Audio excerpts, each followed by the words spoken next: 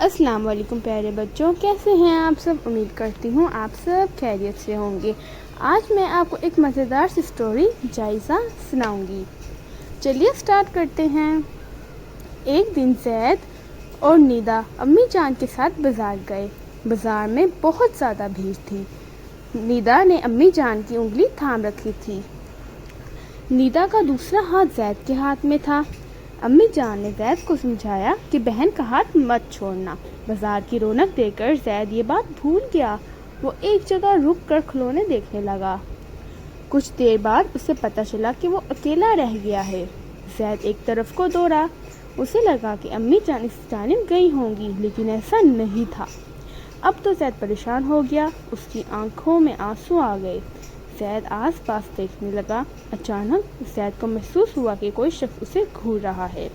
پھر وہ شخص زید کے پاس آیا اور بولا، بیٹا تمہارے ابو تمہیں بلا رہے ہیں، میرے ساتھ آؤ۔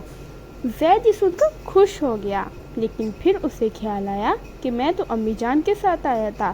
یہ خیال آتے ہی زید نے شور مچا دیا، بچاؤ بچاؤ، یہ شخص مجھے پکڑنا چاہتا ہے، بچاؤ بچاؤ۔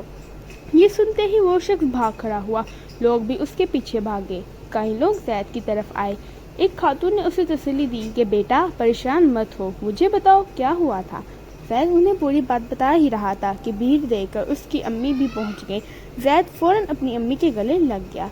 تو فرینڈ، یہ تھی آج کی سٹوری۔ امید کرتی ہوں آپ کو بہت پسند آئی ہوگی۔ اس میں ہمیں مورل لیسن یہ ملتا ہے کہ ہمیں کسی کی باتوں میں نہیں آنا چاہیے، اور چینل کو سبسکرائب کر دیں اور ویڈیو کو لائک کر دیں۔